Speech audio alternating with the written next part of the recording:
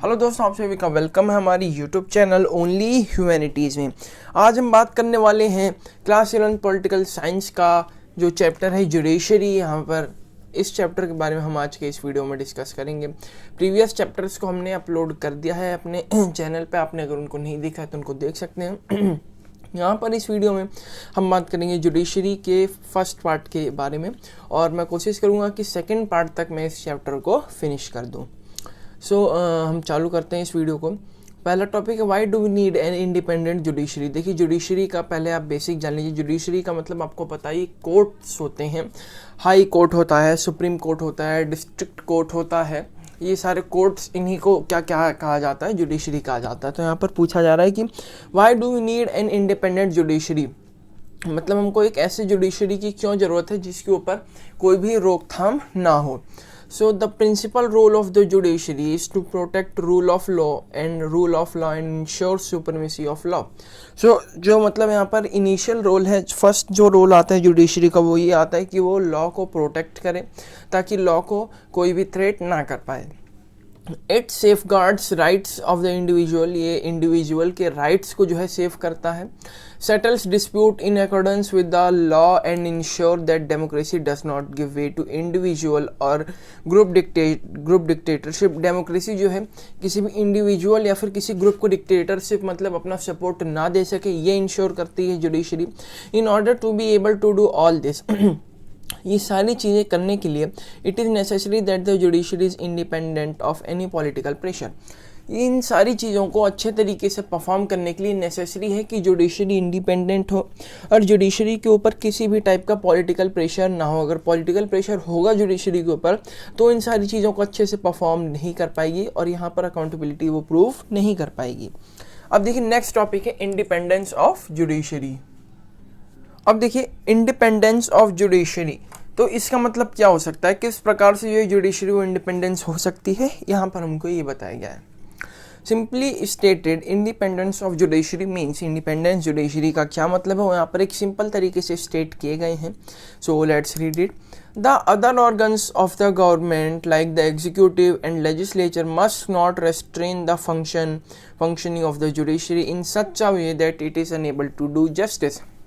तो यहाँ पर बताया गया कि जैसे गवर्नमेंट के 3 ऑर्गन्स होते हैं, एग्जीक्यूटिव, लेजिस्लेचर और जुडिशरी। तो यहाँ पर ये बताया गया है कि एग्जीक्यूटिव और लेजिस्लेचर जुडिशरी के वर्किंग में दखलंदाजी ना कर पाए जिससे कि जुडिशरी जस्टिस ना कर सके। तो यहाँ पर ये बताया गया कि इंडिपेंडेंस ऑफ जुडिशरी का मतलब यही है कि the other organs of government, executive और लेजिस्लेचर जो हैं ये जुडिशरी के फंक्शनिंग में दखल ना दें, उनको ना रोकें जिससे कि वो प्योर तरीके से जस्टिस ना कर पाए। इस प्रकार से जुडिशरी जो इंडिपेंडेंट होगी। सेकंड पॉइंट यहाँ पर है the other organs of the government should not interfere with the decision of the judiciary. अब देखिए, जो भी डिसीजन जुडिशरी जो है निकालती है, जैसे किसी भी लॉ के बारे में डिसीजन निकाल दिया, किसी भी लॉ को अनकॉन्स्टिट्यूशनल कर दिया, तो ऐसे जो भी डिसीजन होते हैं इसमें लेजिस्लेचर और एग्जीक्यूटिव जो है इंटरफेयर ना कर सके, तो इसलिए भी यहाँ पर जो है जुडिशरी इंडिपेंडेंस इस सेंस में भी होती है। थर्ड सेंस क्या है, जजेस must be able to perform their functions without fear or favour. तो यहाँ पर ये बताया कि जो जजेस हैं वो अपने फंक्शंस को, अपने जो डिसीजंस को, इन सब को परफॉर्म कर सकें अच्छे से, बिना किसी डर के और बिना किसी को फेवर किए हुए। अब देखिए, the Indian constitution has insured the independence of the judiciary through a number of measures.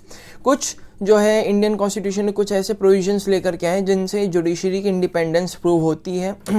The legislative is not involve in the process of appointment of जजेस।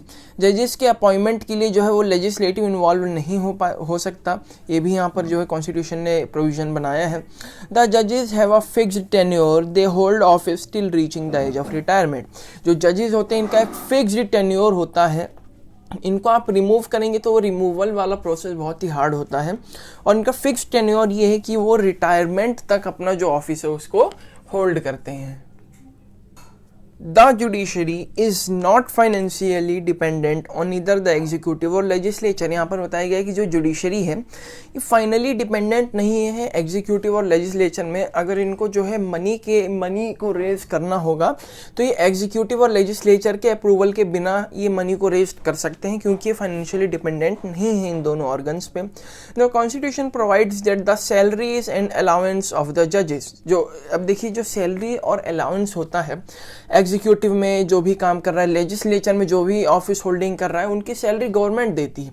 पर यहाँ पर जो जजेस की सैलरी वो डायरेक्टली कॉन्स्टिट्यूशन से आती है। तो आप समझ सकते हैं कितनी बड़ी बात है कि कॉन्स्टिट्यूशन खुद उनको सैलरी प्रोवाइड कर रहा है।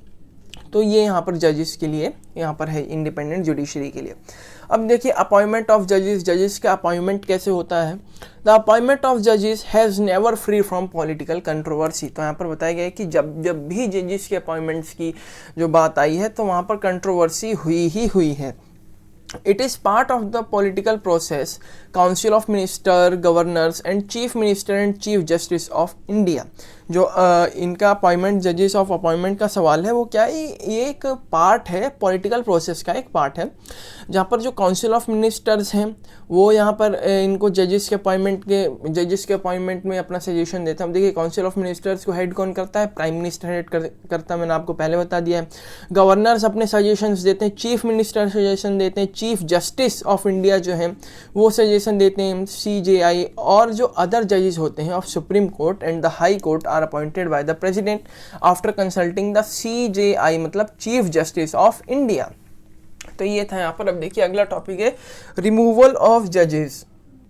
द रिमूवल ऑफ द जजेस of the supreme court and high court is also extremely difficult.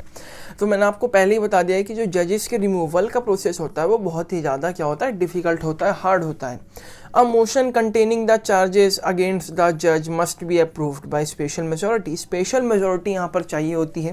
मैंने आपको प्रीवियसली भी बताया हुआ है कि जो जज का रिमूवल होता है उसमें क्या चाहिए होता है, main major role special majority का होता है in both houses of the parliament. अब देखिए ये हार्ड कैसे हो जाता है कि स्पेशल मेजोरिटी पहले से ही एक हार्ड चीज़ है, बट उसके बाद यहाँ पर दूसरा क्या है कि ये बोथ हाउसेज में स्पेशल मेजोरिटी चाहिए होती है कि भैया अगर एक हाउसेज में हो तब तो चलो भाई इन जज साहब को हटा दिया जाएगा, पर जब दोनों हाउसेज में चाहिए होती, लोकसभा राज्यसभा में, वो भी मेजोरिटी नहीं स्पेशल मेजोरिटी चाहिए होती है, तब ये जो है यहाँ पर हार्डशिप जो है वो इंक्रीज हो जाती है। It should be noted that while in making appointments, the executive plays a crucial role.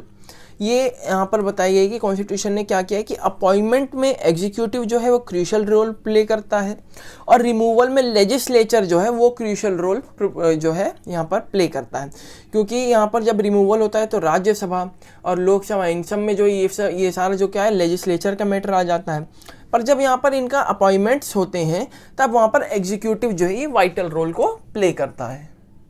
अब देखिए structure of the judiciary, judiciary का स्ट्रक्चर क्या है, जैसे मैंने आपको प्रीवियसली बताया सुप्रीम कोर्ट, हाई कोर्ट, तो इन सब का स्ट्रक्चर क्या है, कौन सा कोर्ट बड़ा है, कौन सा कोर्ट लो है, वो देखना है। The constitution of India provides for a single integrated judicial system. Judicial system को यहाँ पर कॉन्स्टिट्यूशन ने प्रोवाइड किया है। वो क्या है देखिए, उसके लिए मैंने आपके स्क्रीन के सामने एक पिक जो है डाल दी है, उसमें आप देख सकते हैं। यहाँ से हम नीचे से चलते हैं कि यहाँ पर आपको नीचे से जब हम चलेंगे तो जो नीचे वो सबसे छोटा है, फिर ऊपर आएगा वो उससे बड़ा है, और ऊपर आएगा वो उससे बड़ा है, और फिर जो ऊपर आएगा वो सबसे बड़ा है। नीचे आता है subordinate courts, considered cases of civil and criminal nature. जो सिविल और क्रिमिनल नेचर के केसेज होते हैं, कोई आपका पर्स लेकर के भाग गया, किसी ने आपको मार दिया, ऐसी चीज़ें यहाँ पर कंसीडर्ड की जाती हैं। फिर उसके ऊपर आता है डिस्ट्रिक्ट कोर्ट। डिस्ट्रिक्ट कोर्ट में आपको क्या है, deals with cases arising in the district, जो आपके पूरे डिस्ट्रिक्ट में केस जो है अराइज हुआ है उस केसेस को डील करता है। Considers appeal on decisions given by lower court, lower courts ने जो अपील किया है कि ये केस आप डिस्ट्रिक्ट कोर्ट में लड़िए, ये केसेस को भी कंसीडर करता है। Third, decide cases involving serious criminal offence. अब देखिए सबऑर्डिनेट कोर्ट में भी क्रिमिनल ऑफेंस को देखा जाता है, पर जब वो offence more than the serial offence हो जाता है, सीरियसनेस उसमें आ जाती है, तब उसको जो है नीचे वाला कोर्ट अपने ऊपर भेज देता है डिस्ट्रिक्ट कोर्ट को, तब वो उसको डील करता है। अब देखिए डिस्ट्रिक्ट कोर्ट से ऊपर आता है आपका हाई कोर्ट। हाई कोर्ट में क्या है, can hear appeals from lower courts. वही बात है कि लोअर कोर्ट्स अगर अपील करते हैं तो वो केस जो है कहाँ पर ट्रांसफर हो जाता है, हाई कोर्ट में ट्रांसफर हो जाता है। नेक्स्ट है can issue Ritz for restoring fundamental rights, fundamental rights को रिस्टोर करने के लिए रिट्स को जो है इश्यू कर सकते हैं। Can deal with cases with in jurisdiction of the state, state के अंदर के केसेस ये डील कर सकता है हाई कोर्ट, मतलब आपके मेन स्टेट में यूपी में क्या हो रहा है, बिहार में क्या हो रहा है, उत्तर प्रदेश, हैदराबाद, मेन स्टेट को डील कर सकता है हाई कोर्ट। नेक्स्ट है exercises superintendents and control over courts below it, district court और सबऑर्डिनेट कोर्ट्स को ये कंट्रोल करता है और इसके ऊपर पावर्स एक्सरसाइज करता है। अब देखिए हाई कोर्ट से ऊपर आता है सुप्रीम कोर्ट ऑफ इंडिया। इस सुप्रीम कोर्ट सबसे बड़ा कोर्ट होता है, इनफैक्ट इसके डिसीजंस वर्ल्ड में भी माने जाते हैं। So supreme court of India ये सबसे बड़े कोर्ट होते हैं। यहाँ पर क्या, its decision are binding on all courts, नीचे जितने भी कोर्ट्स हैं, high court, district court, subordinate courts, अगर सुप्रीम कोर्ट ने कोई भी डिसीजन दे दिया तो इन तीनों कोर्ट्स को उन डिसीजन के तहत काम करना पड़ेगा और उन डिसीजंस को मानना ही पड़ेगा किसी भी हालत में।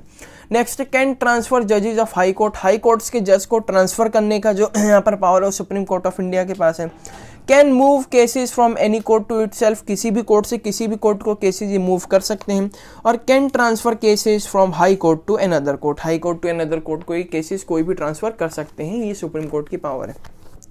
तो ये तो जुडिशरी का फर्स्ट पार्ट। सेकंड पार्ट आते आते हम प्रयास करेंगे कि हम इस चैप्टर को आपको पूरा का पूरा फिनिश करवा दें। नेक्स्ट पार्ट जल्दी भी आने वाले, प्रीवियस पार्ट हमने अपलोड कर दिया अपने चैनल पे, अगर आपने उनको नहीं देखा है जाकर के देख लीजिए। हमारे वीडियो को लाइक करें, शेयर करें, हमारे चैनल को करें सब्सक्राइब। धन्यवाद।